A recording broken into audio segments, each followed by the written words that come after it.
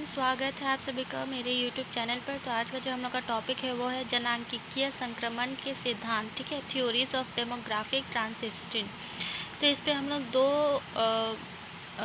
अर्थशास्त्रियों के विचार देखेंगे। पहला है प्रोफेसर C.P. ब्लैकर के अनुसार जनसंख्या में कितनी अवस्थाएं होती है। ठीक है, और दूसरा है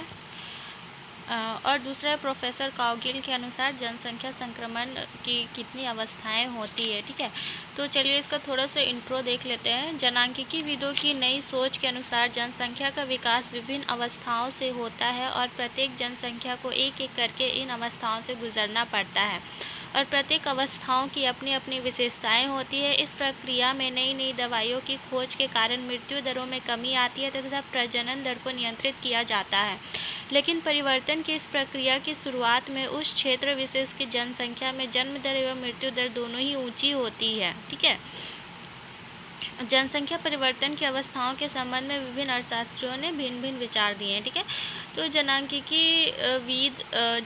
विद जो है उन लोग का नई सोच के अनुसार क्या है कि जनसंख्या जो है उसका जो विकास होता है वो विभिन्न अवस्थाओं से होकर के गुजरता है। और जब विकास की अवस्था से मतलब विकास होता है तो उसमें क्या होता है कि चेंजेस होते हैं। ठीक है, तो उसमें परिवर्तन भी बहुत सारा होता है, जिसमें परिवर्तन में नई नई दवाइयों का खोज होता है। फिर मृत्यु दर में भी कमी आ जाती है। दवाई का खोज होगा तो जाहिर सी बात है कि मृत्यु दर में कमी आएगी। ठीक है, फिर प्रजनन दर को नियंत्रित कैसे किया जाए इस पे भी मतलब बहुत सारे उपाय आ जाते हैं। ठीक है, जिससे कि जनसंख्या को नियंत्रित किया जा सके। तो चलिए देखते हैं हम लोग पहला प्रोफेसर C.P. ब्लैकर के अनुसार जनसंख्या परिवर्तन की अवस्थाएं।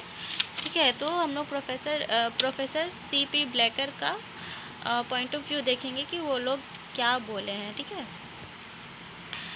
Professor C.P. ब्लैकर ने जनसंख्या परिवर्तन की इन अवस्थाओं को मुख्यतः 5 भागों में विभाजित किया है। इनके अनुसार प्रत्येक देश की जनसंख्या को निम्न 5 अवस्थाओं से होकर गुजरना पड़ता है। ठीक है, तो प्रोफेसर C.P. ब्लैकर ने बताया है कि जनसंख्या क्या है 5 अवस्था से होकर के गुजरता है। तो चलिए देखते हैं पहला अवस्था क्या है। ठीक है, जिसको लोग उच्च स्थिर अवस्था बोला है या फिर प्रथम अवस्था भी बोल सकते हैं। ठीक है, इसमें क्या है, इस अवस्था में देश आर्थिक दृष्टि से पिछड़ा हुआ तथा अर्ध विकसित होता है। लोग अधिकतर ग्रामीण क्षेत्रों में रहते हैं तथा उनका मुख्य व्यवसाय कृषि होता है और कृषि भी पिछड़ी हुई होती है। उद्योग धंधों का विकास नहीं हुआ होता है। परिवहन, वाणिज्य, बैंकिंग एवं बीमा क्षेत्र बहुत पिछड़ी स्थिति में रहते हैं। इससे लोगों की आय का स्तर नीचा रहता है तथा देश में गरीबी बहुत रहती है। ठीक है, संयुक्त परिवार प्रणाली, अशिक्षा, बाल विवाह तथा अन्य सामाजिक कुरीतियों के कारण जन्म दर ऊंची रहती है। ऊंची जन्म दर के साथ साथ मृत्यु दर भी ऊंची रहती है, क्योंकि लोगों को घटिया स्तर का औपचारिक भोजन प्राप्त होता है, जिससे वे कुपोषण के शिकार रहते हैं। स्वास्थ्य संबंधी सुविधाओं का अभाव रहता है। तरह तरह की बीमारियों, महामारियों तथा प्राकृतिक प्रकोपों का शिकार जनसंख्या को बनना पड़ता है। चूँकि इस अवस्था में जन्म दर तथा मृत्यु दर दोनों ही ऊंची रहती है। देश की जनसंख्या लगभग स्थिर रहती है। अफ्रीका व एशिया महाद्वीप के पिछड़े हुए देश इसके कुछ उदाहरण हैं। ठीक है, तो जो पहला उच्च स्थिर अवस्था या फिर प्रथम अवस्था जिसको प्रोफेसर C.P. ब्लैकर ने बताया, उसमें क्या बताया है कि इसमें देश में बहुत गरीबी में रहता है देश, जिस कारण वहाँ पे ना व्यवसाय का मतलब उद्योग धंधे ना सही से रहते हैं, ना ही लोगों को रोज़गार मिलता है। और रोज़गार नहीं पाने के कारण वो लोग का जो जीवन का जो स्तर रहता है, जीवन स्तर वो बहुत ही निम्न रहता है। वो लोग घटिया किस्म के खाना खाते हैं, क्योंकि वो लोग उत्तम क्वालिटी के वस्तु खरीदने में असमर्थ होते हैं। ठीक है, और यहाँ इस समय क्या होता है कि जॉइंट फैमिली देखा जा सकता है। फिर इसमें बहुत सारे समाज में बुराइयां व्याप्त रहती है, जैसे बाल विवाह, अशिक्षा, इस तरह के। ठीक है, और क्या रहता है कि इस समय मेडिकल फैसिलिटीज़ उतनी ज़्यादा नहीं रहती है, जिस कारण से यहाँ पे जो मृत्यु दर है वो बहुत ज़्यादा हाई रहता है। ठीक है, और यहाँ पे प्राकृतिक प्रकोपों को भी बहुत ज़्यादा यहाँ पे झेलना पड़ता है। ठीक है, और जनसंख्या के बारे में चूँकि मतलब लोगों को उतना ज़्यादा जागरूक नहीं रहते हैं कि अभी जनसंख्या नहीं बढ़ाना चाहिए बोल करके भी वो लोग इस समय जन्म दर भी बहुत ज़्यादा हाई रहता है। ठीक है, और इस तरीका का मतलब जो देश के उदाहरण है वो है अफ्रीका और एशिया महाद्वीप। ठीक है, दूसरा है प्रारंभिक विस्तारवादी अवस्था या फिर जिसको द्वितीय अवस्था भी बोला जाता है, ठीक है। इस अवस्था में देश आर्थिक दृष्टि से कुछ विकास करने लगता है, कृषि की दशा में सुधार होने लगता है, कृषि में यांत्रिकरण का प्रयोग बढ़ने लगता है, उद्योगों का विकास भी होना प्रारंभ हो जाता है, परिवहन के साधनों का विकास होने लगता है, शिक्षा का विस्तार होने लगता है, चिकित्सा तथा स्वास्थ्य संबंधी सुविधाओं का विस्तार होता है, रहन सहन का स्तर बढ़ने लगता है। इन सब का परिणाम यह होता है कि मृत्यु दर घटने लगती है। मृत्यु दर में कमी होने और जन्म दर में परिवर्तन ना होने से जनसंख्या ऊंची ही बनी रहती है। परिणाम स्वरूप क्या होता है, जनसंख्या विस्फोट की स्थिति उत्पन्न हो जाती है, जिससे देश की अर्थव्यवस्था पर प्रतिकूल प्रभाव पड़ता है। जनसंख्या की ऊंची वृद्धि दर के फलस्वरूप कुल राष्ट्रीय आय में वृद्धि के बावजूद प्रति व्यक्ति आय का स्तर जो है वो नीचा रहता है। इस प्रकार जन सामान्य के जीवन स्तर में कोई सुधार नहीं होता, लोग पिछड़े ही रहते हैं, ठीक है। 70 के दशक में भारत इस अवस्था से क्या था, गुजर रहा था, ठीक है। तो जो प्रारंभिक विस्तारवादी अवस्था या फिर द्वितीय अवस्था जिसको बोलते हैं प्रारंभिक विस्तारवादी अवस्था, यानी कि शुरुआत में थोड़ा बहुत जो विस्तार हो रहा था, ठीक है, यानी कि डेवलपमेंट हो रहा था देश में, ठीक है। तो इसमें क्या होता है कि कृषि में यंत्रीकरण का प्रयोग बढ़ने लगता है, यानी कि लोग पुराने औजारों को छोड़ करके नए ट्रैक्टर मतलब हल की जगह पे ट्रैक्टर या फिर बैल से जो धान को अलग करते थे उसकी जगह पे थ्रेशर मशीन, इस तरीक़ा के कुछ कुछ उपकरणों का यूज़ करने लगते हैं, ठीक है।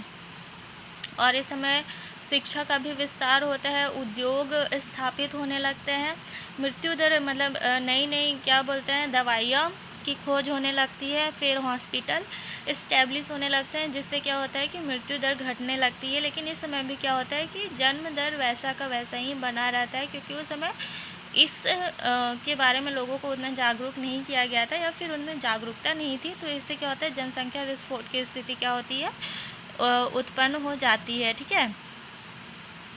और ज़्यादा जनसंख्या होने के कारण क्या होता है, राष्ट्रीय आय में मतलब वृद्धि उतना नहीं होता है, प्रति व्यक्ति आय भी नहीं बढ़ पाता है। तो जन सामान्य का जो जीवन स्तर है वो ऊंचा नहीं बढ़ पाता है, वो नीचे ही रहता है, ठीक है, उसमें कोई सुधार नहीं होता है, इसलिए लोग पिछड़े ही रह जाते हैं। तो भारत में क्या था, 70 के दशक में लोग ऐसी ही स्थिति से गुजर रहे थे, ठीक है।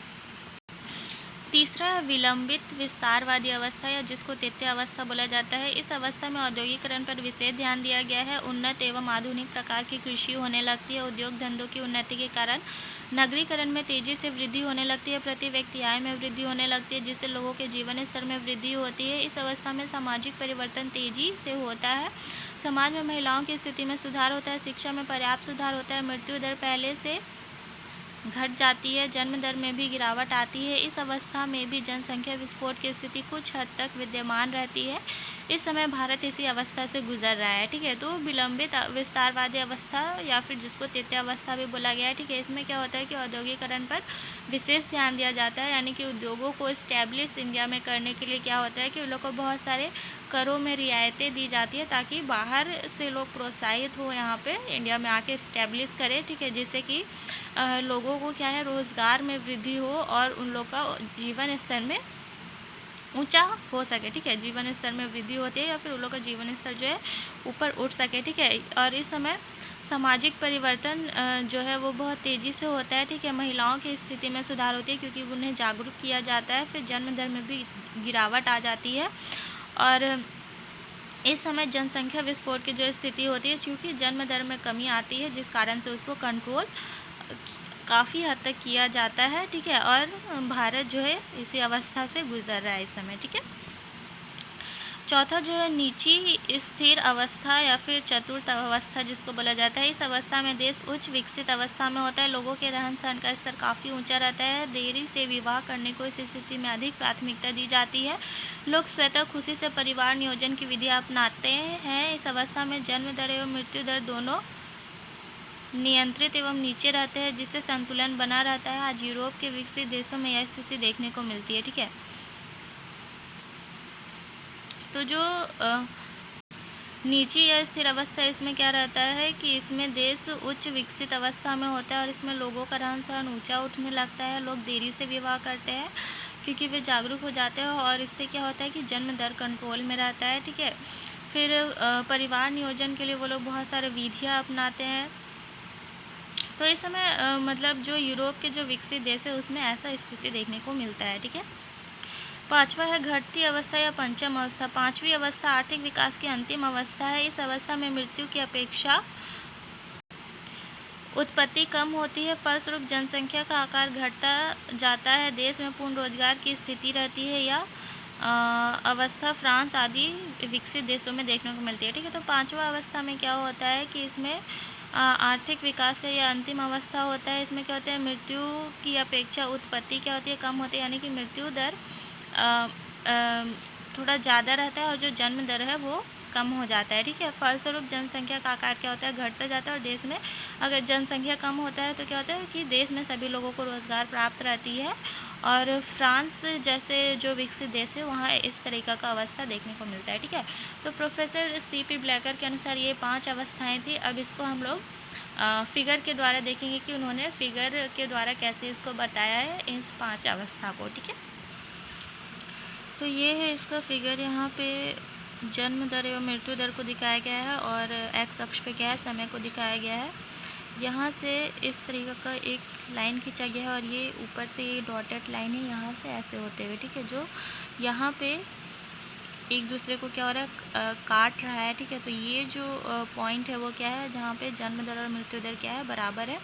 ये फर्स्ट स्टेज को बताता है, ये सेकंड स्टेज, ये थर्ड स्टेज, ये फोर्थ स्टेज और ये फिफ्थ स्टेज को बताता है। ठीक है, यहाँ पे क्या है, जनसंख्या विस्फोट है और यहाँ पे जन्म दर को बताया गया है और ये क्या है, मृत्यु दर वाला रेखा है। ठीक है, तो इसको अच्छे से,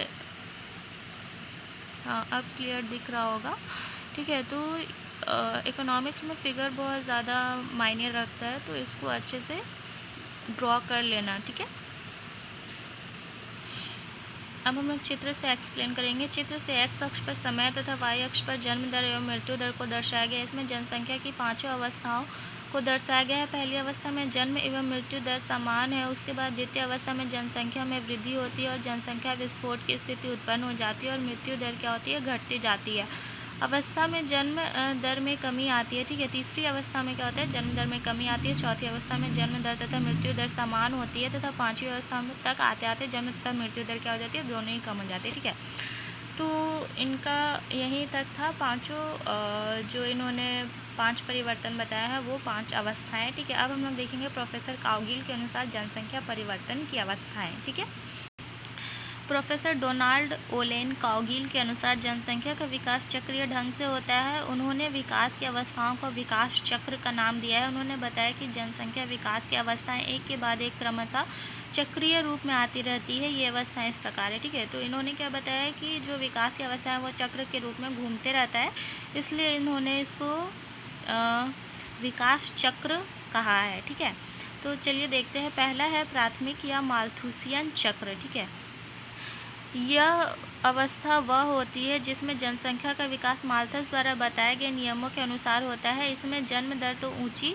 और लगभग स्थिर रहती है, परंतु मृत्यु दर में उतार चढ़ाव होते रहते हैं। ऐसा प्राकृतिक विपत्तियों के कारण होता है। मृत्यु दर में उतार चढ़ाव से जनसंख्या में उच्चावसन होते रहते हैं। फसल नष्ट होने से अकाल के प्रभाव में मृत्यु दर पुनः बढ़ जाती है तथा जब फसल अच्छी रहती है तो मृत्यु दर घट जाती है। इस तरह कृषि में चक्रीय उतार चढ़ाव आने से जनसंख्या में भी उतार चढ़ाव आता है।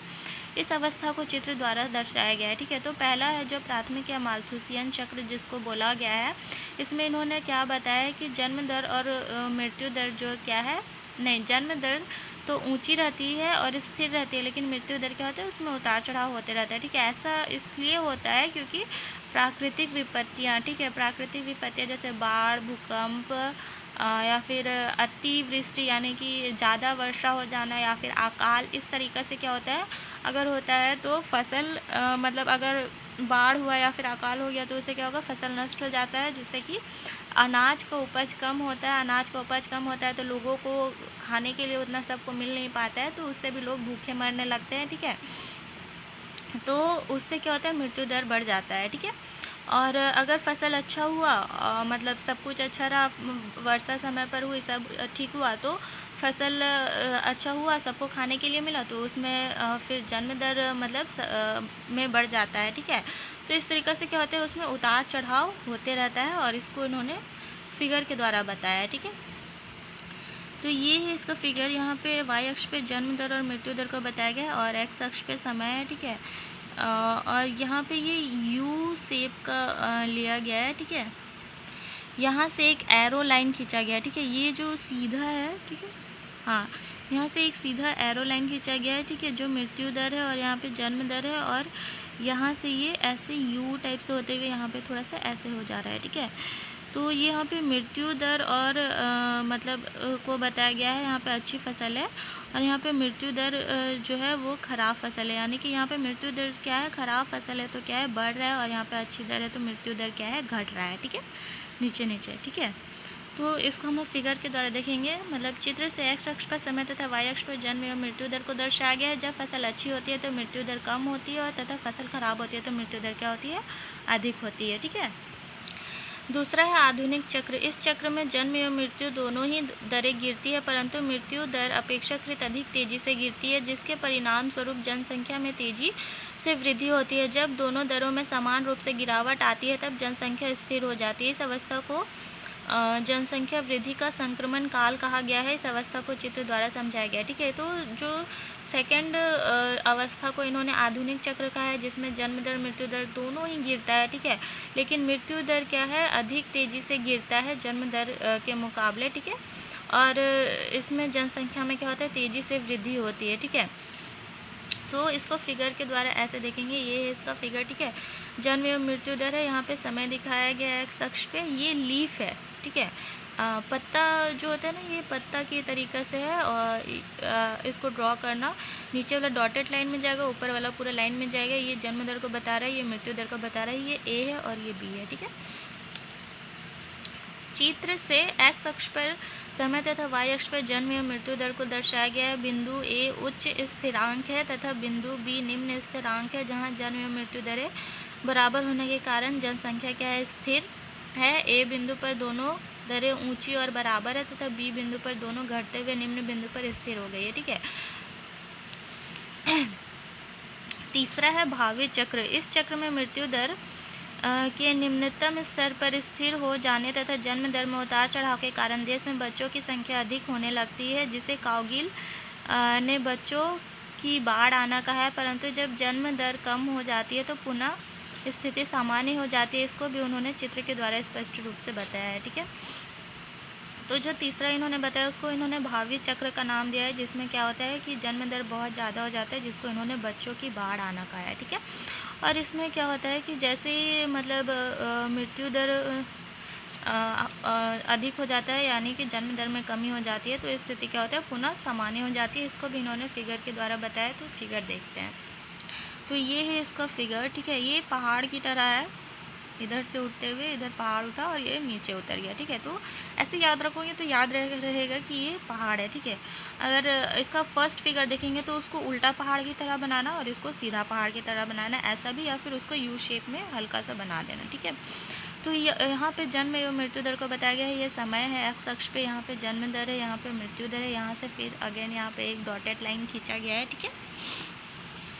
चित्र से एक्स अक्ष पर समय तथा वाई अक्ष पर जन्म एवं मृत्यु दर को दर्शाया गया है। एक्स अक्ष के समांतर रेखा मृत्यु दर को दर्शाती है, जो कि स्थिर है, ठीक है। ये जो है वो इसका मतलब इसके समांतर है और वो क्या है, मृत्यु दर को दर्शा रहा है, ठीक है। चौथा को इन्होंने संभावित चक्र कहा है, ठीक है। काउगिल ने एक ऐसे संभावित चक्र की कल्पना की है जिसमें जन्म दर में वृद्धि मृत्यु दर की अपेक्षा अधिक होती है। ऐसी स्थिति में जनसंख्या में वृद्धि होती है। रॉबर्ट बी बॉन्स के अनुसार काउगिल की यह अवस्था जनांकीय इतिहास को कभी भी देखने में नहीं आई है। इसको भी चित्र के द्वारा स्पष्ट रूप से समझा जा सकता है, ठीक है। तो उन्होंने एक ऐसा अजम्पशंस मान लिया है प्रोफेसर काउगिल ने कि ऐसा भी हो सकता है, संभावित चक्र यानी कि संभावना है, ठीक है, प्रोबेबिलिटी है कि ऐसा भी हो सकता है, जिसमें उन्होंने क्या माना है कि जन्म दर में वृद्धि मृत्यु दर की अपेक्षा अधिक होती है, ठीक है। मतलब मृत्यु से ज़्यादा जन्म दर होता है अधिक, ठीक है। और इसमें क्या होती है कि जनसंख्या में तेज़ी से वृद्धि होती है, ठीक है।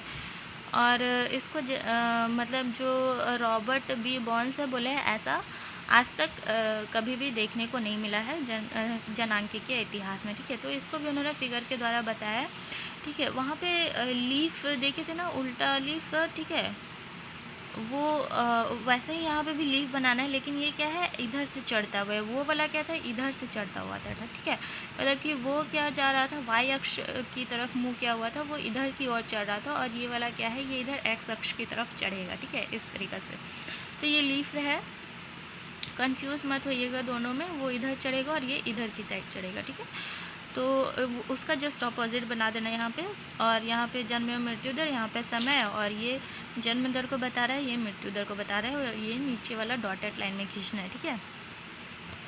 चित्र से एक्स अक्ष पर समय तथा वाई अक्ष पर जन्म एवं मृत्यु दर को दर्शाया गया है। यहाँ जन्म दर अधिक है मृत्यु दर की अपेक्षा, ठीक है। तो पांचवा क्या है, इसको उन्होंने दीर्घकालिक जनसंख्या चक्र बोला है। काउगिल के अनुसार दीर्घकालिक जनसंख्या चक्र की अवस्था के अंतर्गत जनसंख्या में वृद्धि साधारणतः मृत्यु दर के कम होने पर अथवा जन्म दर में वृद्धि होने के कारण होती है। इसके विपरीत स्थिति में जनसंख्या में कमी आती है। दीर्घकालीन जनसंख्या चक्र का स्वरूप एस चक्र के आकार की तरह होता है। इसे भी चित्र द्वारा स्पष्ट रूप से समझा जा सकता है, ठीक है। तो पांचवा को इन्होंने दीर्घकालीन जनसंख्या चक्र बताया, जिसमें इन्होंने क्या बताया है कि दीर्घकालीन जनसंख्या चक्र की अवस्था के अंतर्गत क्या होता है, जनसंख्या में वृद्धि साधारणतः मृत्यु दर के कम होने पर अथवा जन्म दर में वृद्धि होने के कारण होती है, ठीक है। तो चलिए इसका फिगर देखते हैं। तो ये है इसका फिगर, वाई अक्ष पे जनसंख्या वृद्धि दर और एक्स अक्ष पे क्या है, समय को दर्शाया गया है। यहाँ पे ये एस तरीक़ा से उठ रहा है, ठीक है, एस की तरह, ठीक है। ऊपर में क्या है, पॉपुलेशन ग्रोथ साइकिल को दर्शाया गया है, ठीक है। तो चित्र से एक्स अक्ष पर समय तथा वाई अक्ष पर जनसंख्या वृद्धि दर को दर्शाया गया है। दीर्घकालीन जनसंख्या चक्र का स्वरूप क्या होता है, एस आकार का होता है, ठीक है। तो यहीं पे हम लोग का जो आज का टॉपिक था, जनसंख्या संक्रमण का सिद्धांत, ख़त्म होता है। अगर आप लोगों को ये टॉपिक लॉन्ग क्वेश्चन में पूछा जाए तो दोनों ही प्रोफेसर का आप लिखना, ठीक है। और अगर शॉर्ट के मतलब शॉर्ट नोट्स के लिए आता है तो कोई भी एक का दे देना, या फिर लिखना तो कम लिखना, ठीक है। शॉर्ट्स में शॉर्ट करके ही दोनों ही प्रोफेसर का ऐसे भी दे सकते हैं, या फिर उसको एक एक करके, या फिर ऐसा भी हो सकता है कि दोनों प्रोफेसर का के अकॉर्डिंग आए कि प्रोफेसर सीपी ब्लैकर के अनुसार बताए और प्रोफेसर काउगिल के अनुसार बताए। तो इस तरीक़े का क्वेश्चन आ सकता है, ठीक है। तो माइंड में रखते हुए इसको अच्छे से लिखना। तो आशा करती हूँ कि आपको ये वीडियो पसंद आए और आपके लिए हेल्पफुल रहे। तो मिलते हैं फिर नेक्स्ट वीडियो में नेक्स्ट टॉपिक के साथ। तब तक के लिए bye, take care, and like share and subscribe ज़रूर करें। Thanks for watching.